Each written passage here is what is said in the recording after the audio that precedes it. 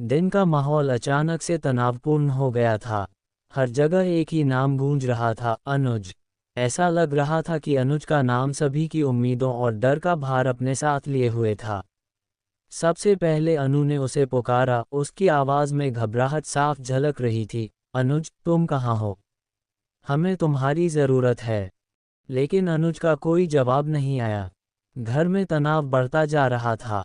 डॉली जैसे पागल हो गई थी, उल्टी सीधी बातें कर रही थी, जिससे हर कोई और भी ज़्यादा भ्रमित हो गया। ऐसा लग रहा था कि घर की पूरी दुनिया बिखर रही है और कोई भी अपनी भावनाओं को संभाल नहीं पा रहा था। अनुज की अनुपस्थिति सबसे ज्यादा उसके करीबियों को खल रही थी।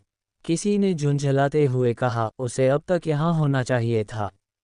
दूसरी तरफ से आवाज आए, अगर अनुज यहाँ होता तो ये सब कुछ नहीं होता।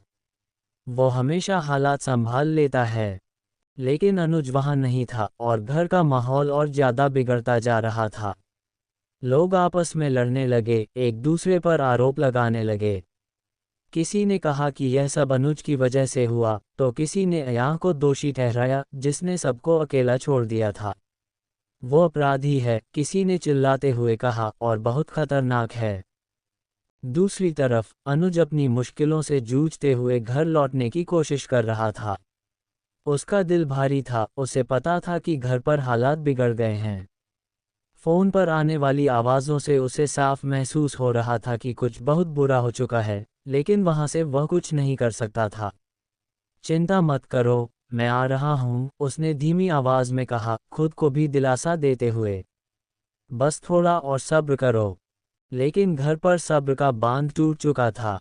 दुख और गुस्से ने लोगों को अपने शिकंजे में ले लिया था। किसी ने डीपी की मौत का जिक्र किया, आरोप लगाया कि यह अयाह का किया धरा है।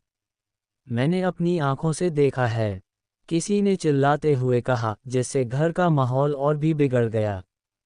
कमरा धीरे धीरे ऐसा महसूस होने लगा जैसे दीवारें करीब आ रही हों। हर एक व्यक्ति अपने अपने डर, पछतावे और अपराध बोध से लड़ रहा था। बहसें अब और निजी हो रही थीं और दर्दनाक। किसी ने दूसरों को शांत करने की कोशिश की, लेकिन अब कोई सुनने को तैयार नहीं था। हर कोई बस अनुज के लौटने का इंतजार कर रहा था, ताकि वह आकर सब कुछ ठीक कर सके।